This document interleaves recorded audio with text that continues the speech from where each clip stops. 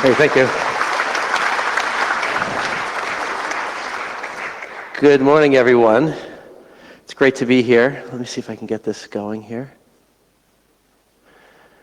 So I'm very happy to be here at BruCON. It's been on my bucket list to come. It's my first time coming here. I've known Wim for a few years. I've known people from the States who've come over here, and they've said it's a great community, a great conference to come and see and be part of. So when I got invited to come speak, I was very excited, and I jumped at the chance. So thank you for having me. Thank you for having me here. So since I'm an old guy, now I get to talk about the history of hacking. And I talked to some people, and I realized that some people don't know what was it like before hackers started to engage with the professional security community. There was a time when hackers were completely outside of the professional security company. You might have had a system administrator job, but you didn't actually work in a job doing security, either consulting or building security products or things like that. And then gradually over time, hackers became what I consider the security industry. And so there's a path there that I want to talk about today. This is me and my hacker crew from '98, Loft Heavy Industries, testifying at the US Senate. So just by a show of hands, how many people have heard of the Loft before? So about half the people, so that's pretty good. So I wanted to start here because I think this is sort of in the middle of this journey from hackers being outsiders to hackers being insiders. And how did we get there? How did we get up on up on this panel talking to the U.S. Senate about computer security? Why did they come to hackers to find out about what the government should do about security and how bad is it? So first, that's me there. I had a little bit more hair. It's a little less gray. But how did we get here? How did we get to this point? And what we did was we made trouble. Right? We got noticed. And we made a lot of vendors upset. They didn't like us. We made a lot of enterprises upset. They didn't like us. We made the government upset. There are people in the government who just wanted us to go away. And we did this because we were exposing vulnerabilities in their software. And at that point in time, they didn't know how to deal with it at all. They just didn't know how to deal with what we were doing. They didn't have any process for a vulnerability in their software and an exploit code being published on the internet. They just were sort of stunned and in vapor lock for years. They just wanted the problem to go away. You talk to these vendors and they're just like, can't you just go away? And we would say, can't you just make secure software, right? So making trouble is an important part of the way hackers have impacted the IT industry. We kind of shake people and wake people up, and we sort of make them understand that the emperor doesn't have any clothes when it comes to people doing security the right way. Some people would say, I'm still making trouble. If you talk to Marianne Davidson of Oracle, she thinks I'm still making trouble because I still think that I should be able to inspect Oracle software for security vulnerabilities. And she still thinks that's a ridiculous idea, that only Oracle should be inspecting their code for security vulnerabilities. We know that's not the case, but there are some people who are still clinging on to that notion from sort of the early 90s, even today. So what was it like back before hackers engaged with the sort of the professional security world? This is what it was. On the left-hand side there, you have the Orange Book. This was written by the Department of Defense. This was the way the government thought about security. This is the way that security professionals thought about security. And if you look at that, if you look at the Orange Book and you actually read it, it's all about security features. It's all about access control, identity management, logging. It's all about security features. It doesn't say anything about bugs. It doesn't say anything about bugs at all. Like, there's no notion that you would test your software to see if someone wrote the security feature even correctly, right? It was just, you build a system with these security features and you're secure. So the idea of security back before hackers came on the scene was developers are perfect, the design is perfect, the implementation is perfect, the system administration is perfect, the users are perfect.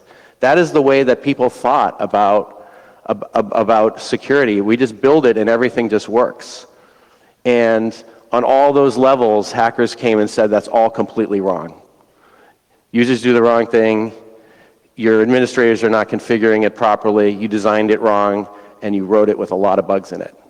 Right? And that notion didn't really exist until people started to try to break things.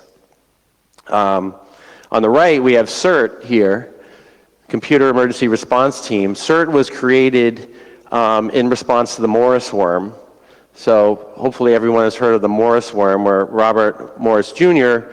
wrote really the first internet worm, which attacked SendMail. And CERT was created in response because the internet community didn't have any way to deal with an attack like the Morris worm.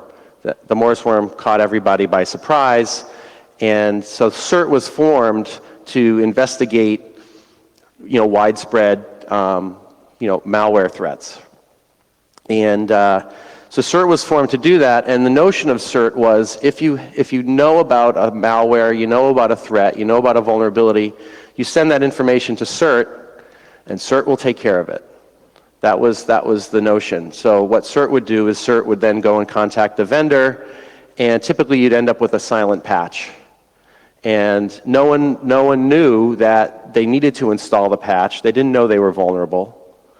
And this is why silent patches are bad, because attackers can reverse engineer patches, but people who have the systems, unless they know they're vulnerable and they know they need to install the patch, they might not install the patch. So we actually sent some bugs at the loft that we found in the early days to CERT, because that's what you were supposed to do. We said, yeah, that's the thing to do. And it was just a black hole. We would send them information and they would say, oh, thank you, we'll take care of it. And you say, did you take care of it? No, we got it, we got it covered. Did you contact the vendor? Don't worry about it. Is the patch available?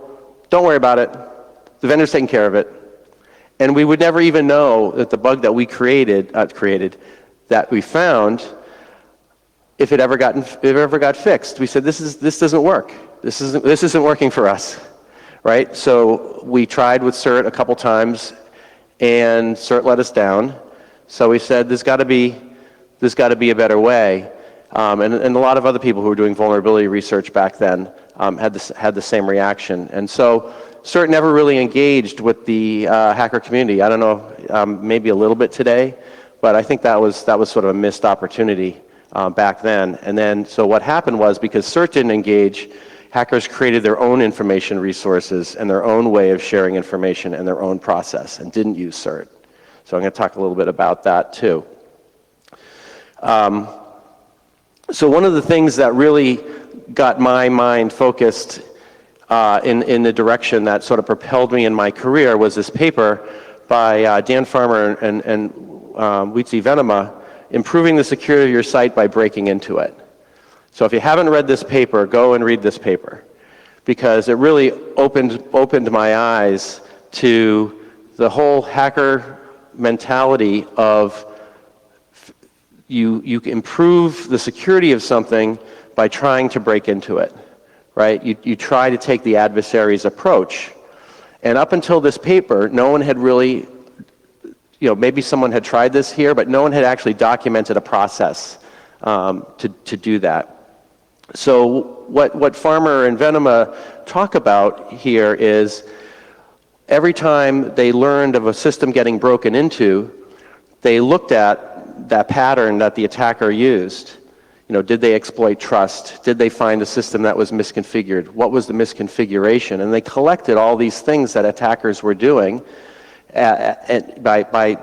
doing forensics and figuring out what the attackers did. And they collected this list of things, and they said, well, if we go to someone's network, let's just try all those things and see if any of them work. And if we find things that the attacker would have gotten into using a particular technique, we'll close that hole. So this was really the concept of penetration testing, right? And so this was born out of really the hacker mentality. And so this whole notion of security is actually an active participatory sport where you're learning from your adversary. You're doing wargaming, right? You're doing capture the flag exercises. Someone's taking one side, the red team, someone's taking the blue team. This whole notion of capture the flag really was born from the hacker community in the mid-90s, and cons like DEF CON started a whole capture the flag. So as opposed to security being this static sort of, you build the features, you configure your firewall, hackers brought this notion of training, right? You train to get better at security. You're constantly learning from the adversary, and the concept of things like honeypots to learn from the adversary were created by hackers. So then one of the controversial things that hackers brought was the idea of a security tool, a security testing tool.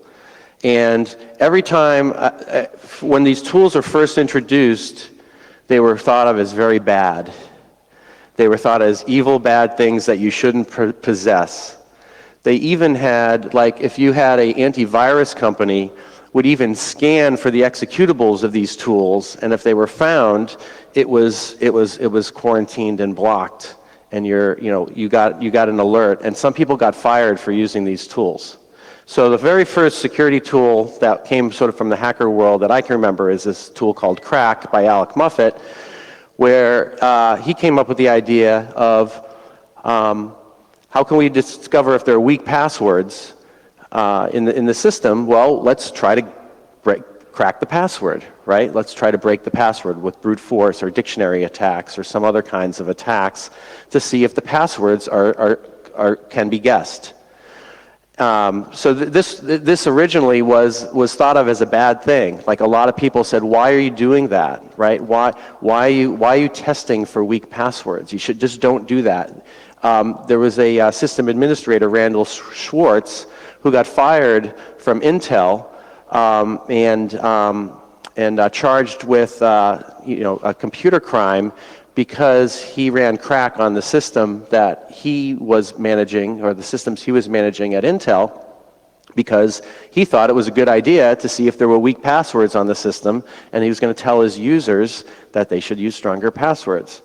He used crack because he thought, well, what if an attacker gets on the system and uses crack? I'm going to use crack. I'm going to improve the security of my system by using the hacker tools before the hackers do, and use them to fix things. He got fired for doing that, and I think he got a suspended sentence or something like that. But that's how controversial the idea of securing systems by attacking them was.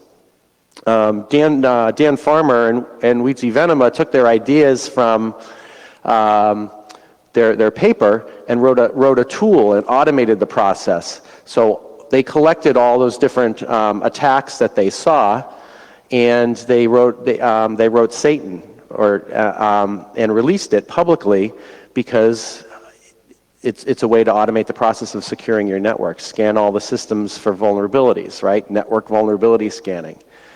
So this was the first network vulnerability scanner. Dan Farmer got fired from Silicon Graphics, his company, the company he worked at. When they found out that he released this tool, they fired him. Who today, whose company runs a network vulnerability scanner? Probably everyone, right? It's a compliance requirement now. Where did it come from? It came from the hacker community, and it was thought as a scary thing. It was a scary, scary thing to find vulnerabilities, because of course you're going to use that for evil, right? You're going to use it for bad. So this notion even still pervades today. But back then you got fired, and you got charged with a crime. That's how misunderstood this mentality was. And then, a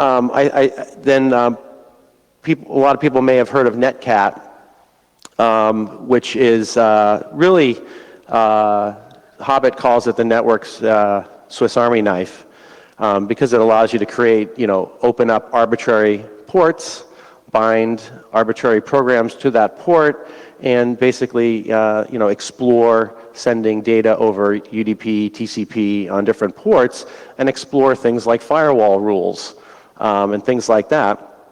A lot of places would, very common hack was before people had stateful UDP, a common hack was to bind shell to a listening port on port 53, and then people would just see if you could get port a connection to go through the firewall at port 53. So it was a way to test whether your network security was actually working or not. Again, Netcat was something that was scanned by antivirus, and if it was found, it was quarantined. So if you were using some of these hacker tools, you couldn't also use antivirus on your system, or it wouldn't work. So as I was saying earlier, with the fact that CERT didn't engage the hacker community created its own resources, right? It created new conferences. So BugTrack was created in 1993 by Scott Chasen, basically due to the frustrations of not having any other channels to talk about vulnerabilities. And it became moderated in 95 by Elias Levy, LF1, who moderated it from 95 to 2001, which was really the huge growth period of BugTrack. And this was the place to be if you wanted to talk about, discuss vulnerabilities, disclose vulnerabilities. This was really the only place where that level of disclosure was happening during that period of time. And it was all out in the open. And then, of course, we all know about DEF CON, one of the original hacker cons. And one of the interesting things of DEF CON was, in the early days, the federal government used to send people to DEF CON to learn from the hackers. But it was something where, for some reason, they thought this was like inappropriate, or they didn't want this to be seen, publicly. So they went undercover. So you would have a guy who did security for the Department of Defense, basically trying to dress like a hacker, and no one's going to notice his military haircut or something. They actually would try to blend in. They didn't want to officially come to DEF CON as a Department of the Defense employee, because somehow there was this notion that was wrong. So there was this idea of security professionals affiliating with hackers. It was somehow dirty or wrong. It was really strange at the time. Even today, the organization ISC Squared has in their code of conduct, don't affiliate with hackers, which I think is completely ridiculous, right? But it goes back to those days. If you're a security professional, a certified security professional, you don't affiliate with hackers. Somehow you're going to get perverted or something. I don't know what it was. But what happened at DEF CON is they made it into a game. They created a game called Spot the Fed. And if you noticed someone was obviously a Fed, the game was you called the person up onto the stage, and you say, "I spotted a Fed," and you call that person up to the stage, and then whoever, Jeff Moss or whoever was the moderator, would ask the person, "Are you a Fed?" And it was kind of obvious. It was hard for them to lie, and so they actually gave the "I spotted a Fed" person a T-shirt that said "I spotted the Fed," and they gave the Fed a T-shirt that says "I'm a Fed." And he was supposed to wear that for the rest of the conference. Then so many Feds started coming that it just got too prolific, and eventually they stopped doing that game. But and Jeff Moss created a whole separate conference called Black Hat, which was supposedly like the legitimate conference that the feds could go to. But, of course they still would go to both. And then we had one of the next things that came out of the 90s and came out of the hacker community was the idea that hackers started creating security products. So Chris Klaus, in the late 90s, created Internet Security Systems, which was the first commercial network vulnerability scanner. So he took the idea of what Dan Farmer had done with Satan and made a commercial product to do that. At the Loft, we created a software called LoftCrack, and we actually sold it, targeted it at system administrators, so they could test the passwords of their system. So the idea was, a normal system administrator could do this. You didn't need to be a security professional, and sort of opened up the world of hacker tools to regular IT people.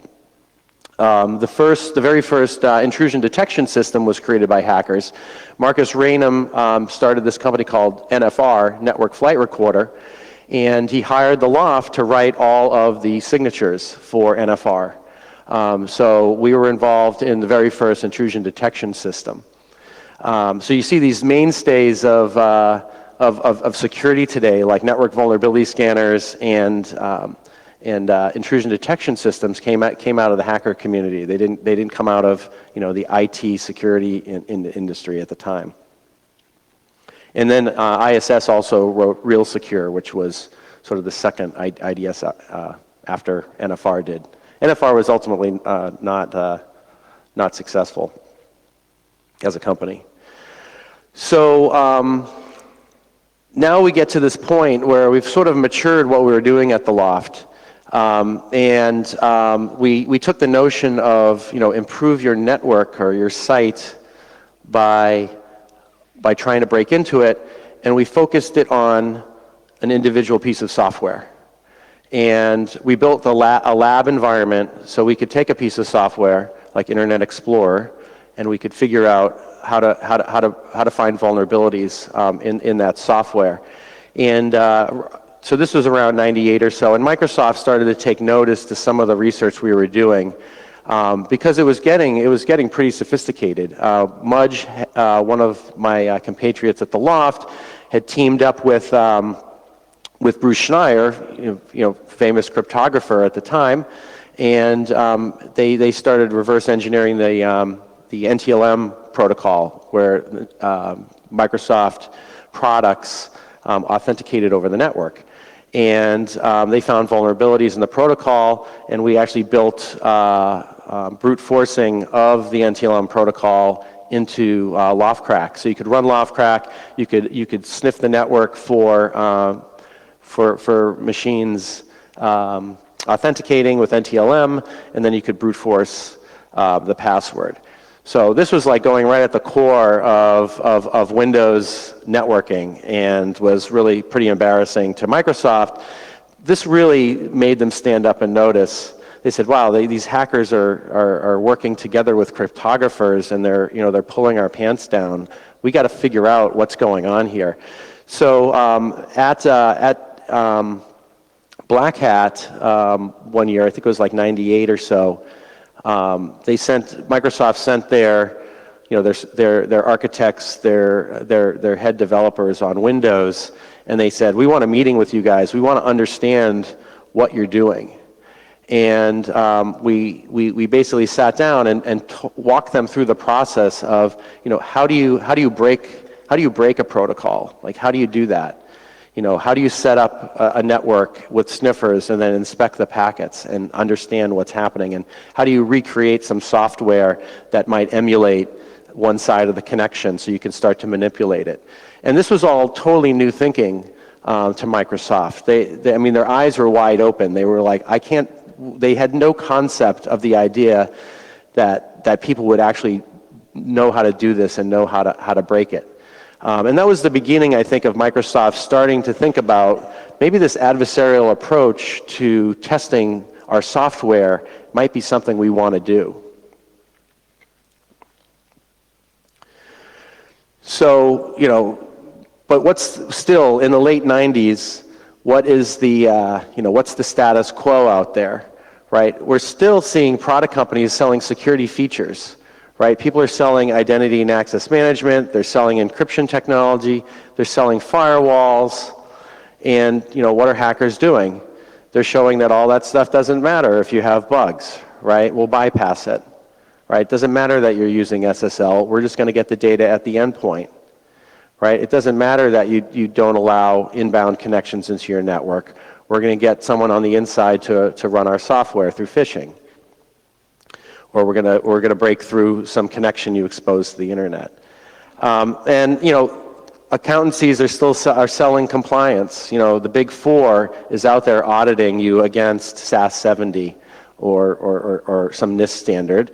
Hackers are ignoring this. So even in the late 90s, even though the hacker movement is going full steam, the traditional sort of security product and is still like not really dealing with the actual problem. And to some degree, we still have that today, right? So in 2000, we decided that we were going to make a change, and the loft essentially went pro. We decided, why don't we sort of quit our day jobs and do what we love to do, which is vulnerability research and building security tools. Why don't we go and do that full time? So in 2000, end of 99, 2000, we teamed up with a company called At Stake that was still in stealth mode, which was they were trying to build a security consulting company, and we decided that we would join them and become their security research team. And we joined. One of the reasons we joined was Dan Geer, who was a security luminary that we respected very much. Dan worked on the Kerberos project at Microsoft. At MIT, and he was the leader of that project to build Kerberos, which Kerberos is probably one of the most prolific protocols. I think every operating system supports that code in one way or another. So joining up with Dan Geer made us feel comfortable that this place probably isn't going to be a train wreck. We can make this work. It didn't work out quite as well as we wanted it to, but we tried. So in 2000, we launched At Stake as a different kind of security consulting company. We weren't like the Big Four, like the auditors. We didn't just come in and audit you against some compliance checklist. We weren't like the consulting that security product companies did, which was, hey, let me figure out how to install my security technology and then I'll configure it for you. We were security consultants the way hackers would be, right? We did our own vulnerability research. We did our own tools. We secured people's networks by trying to break in. Right, try to break into the network. We help secure people's software by trying to break into the software. And there had been some hackers that had tried to start consultancies in the past, and they were either too early or maybe they just weren't trustworthy enough. I think to some degree, us testifying at the Senate gave us some legitimacy. And working with Microsoft gave us some legitimacy, so we were able to actually get customers. So once our model started working, there's actually a couple companies, Foundstone, which became acquired by McAfee, and Guardant, which got acquired by VeriSign, had a similar model. They essentially hired hackers to do hacker stuff on their customers' networks and software. So maybe some of you remember in 2002, Bill Gates wrote the Trustworthy Computing Memo. So Microsoft in the early 2000s, 2001, was getting hit by all these worms constantly. SQL Slammer, Code Red, all kinds of worms were causing havoc for their customers.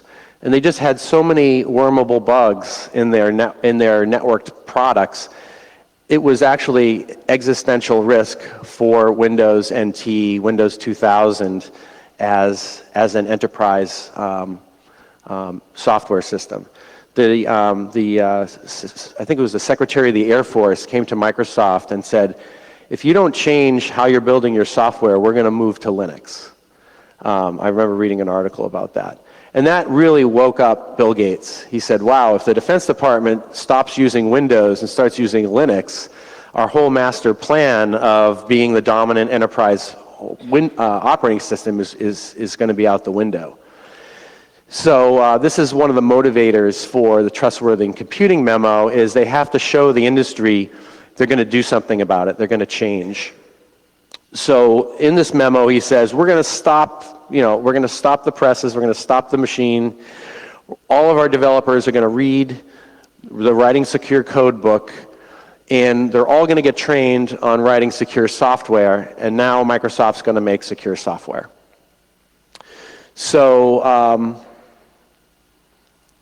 so it sounded good on paper. The problem was they really didn't know how to write secure software. They didn't know what processes they should use. There's a lot of talk, but they didn't actually know what to do. So they first hired Foundstone to come in and help them, teach them how to write some secure software, work on their development teams, and that didn't.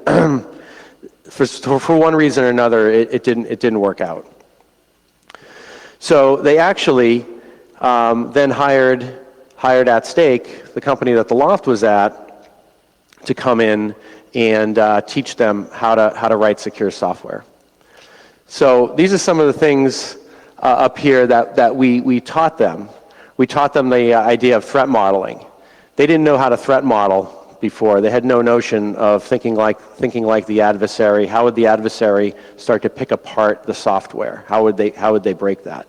So we taught them threat modeling, so during the design phase of building the software, they could think about design decisions that would make the software more secure or less secure, right? So we taught them that. We taught them about heap overflows. They didn't understand how you could possibly get a heap overflow exploit to work. We taught them how to fuzz software. Dave Eitel, who's now CEO of Immunity, wrote the first open source fuzzer during the first project we worked on at Microsoft. We were securing IIS 6. And I remember Dave sitting down next to me with his Linux computer, which he had to get special permission to bring onto Microsoft's campus. They said, you can't bring a Linux computer in here and connect it to our network. It's going to somehow the software will leak off of that somehow, and all of our software will be GPL'd. So he had to get special permission from some vice president to bring Linux on, but he wanted Linux because he wanted to write this fuzzer, Spike, on the Linux platform. And he eventually open sourced it, but he actually wrote that software and we used it against IIS 6, and Microsoft started fuzzing their products starting from that engagement on. I remember teaching them how to use sysinternal's Process Explorer to see what files a piece of software was actually opening and closing, and what directories, what name pipes was it using, what shared memory was it using.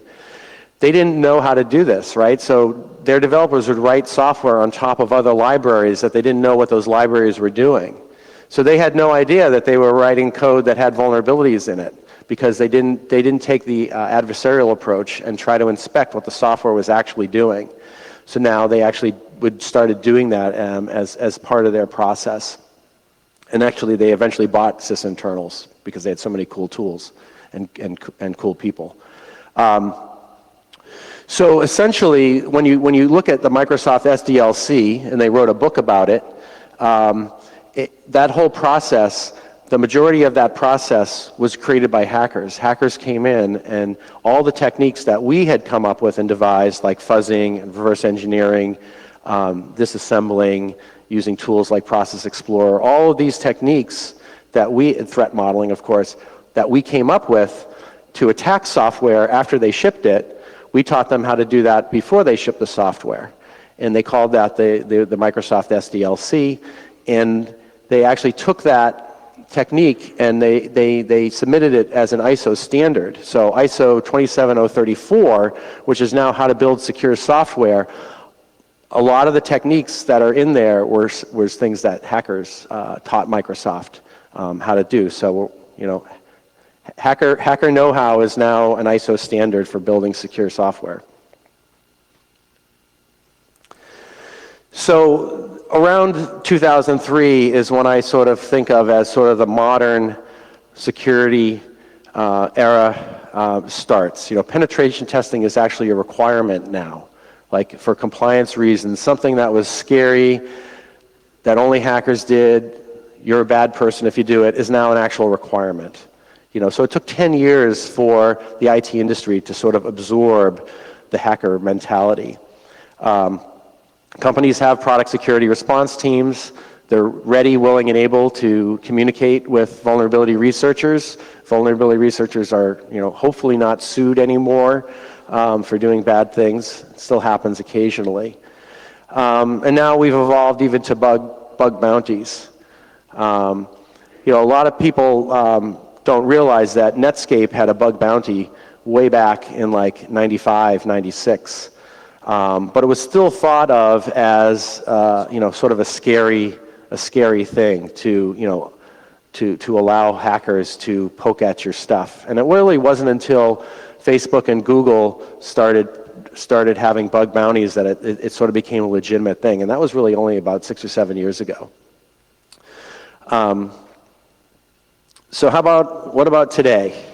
Right, 2017. So if I say modern security era started, I think in 2003. You know, it was 14 years later, and all the things that happened, you know, sort of before 2003 it's all taken for granted now. It's like it's the world we live in. The world has changed, but you know, it's changed in ways that, you know, I could never have predicted. You know, we had you know, NotPetya earlier this year. Where nation-state hackers nation-states are pretending to be, you know, computer criminals. They're pretending to be hackers.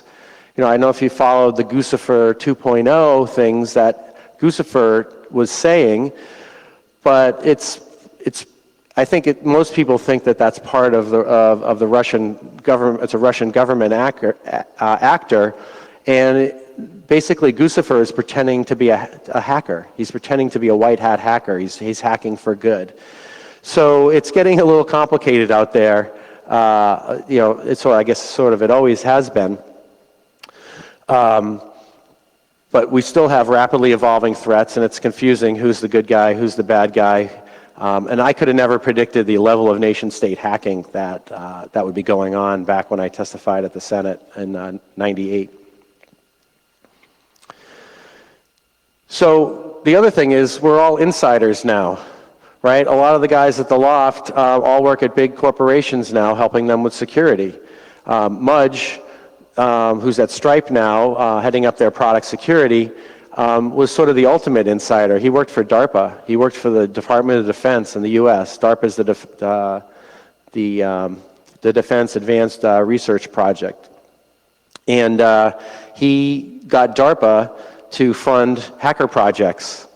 By being an insider, he was able to convince the federal government to take some money and give it to hackers. Like so a lot of the famous hacking projects that have happened over the last few years was actually funded by DARPA. A lot of people don't know when Chris Wysopal and Charlie Miller hacked the Jeep, that their project was funded with DARPA money.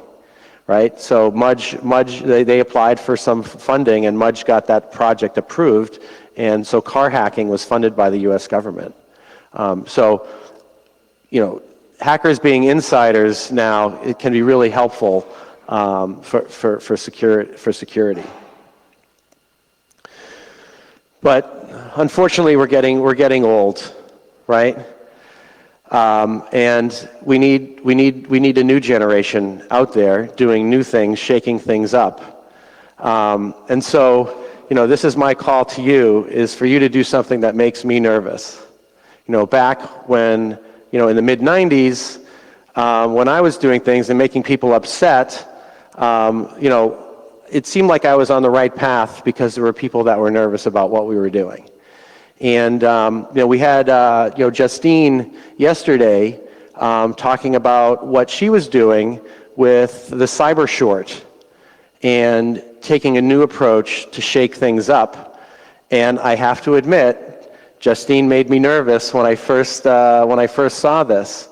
I took a look at this and said, you know, how is this gonna? What is the view of vulnerability researchers going to be if we're seen as, you know, sort of in this for the money, right? If we're in here to make money, a lot of money potentially from our vulnerability research, and some people, you know, are scared of collateral damage. You know, are you making money at the risk of other people being harmed, right?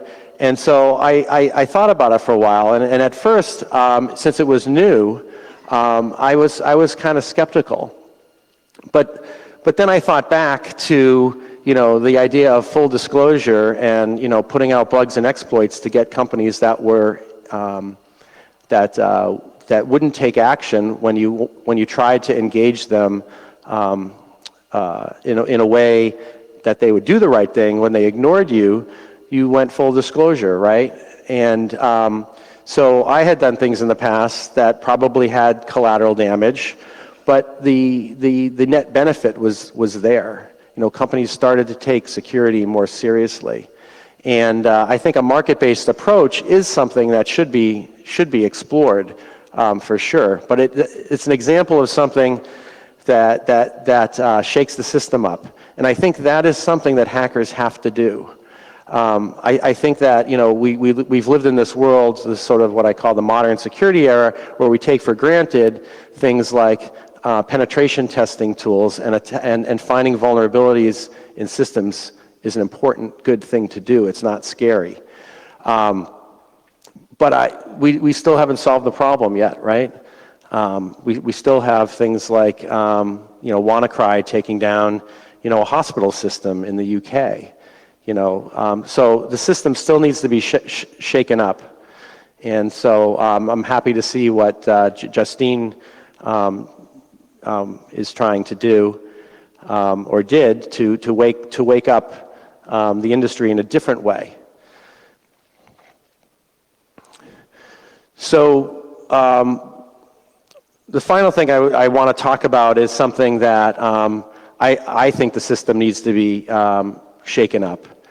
And I think the idea of auditing in security is completely broken, right? The idea that we need to do an audit at all, we need to do a test for things that are already sort of done and deployed and look for security there, that notion is completely broken, right? Because it's too late.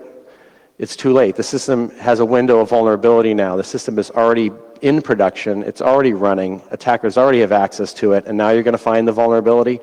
So the idea of network vulnerability scanning as a way to secure your systems, we have to get rid of that notion. We have to get rid of that notion. We need to build security in. And I think that is the, I don't think it might be a somewhat radical notion, but the idea is that every developer or every IT person has to have some knowledge of security, and security has to be woven into every process that they do during the building and configuration process. The idea that security is an external process which is done to systems that are already built is just a broken notion, right? So one of the ways I think I'm trying to make a difference there is with this notion of the security champion. And the security champion is someone whose normal day job is as a developer, writing software, or they're an IT person building a system. And they know enough about security to know when something is going wrong during the development process, that security isn't being thought of.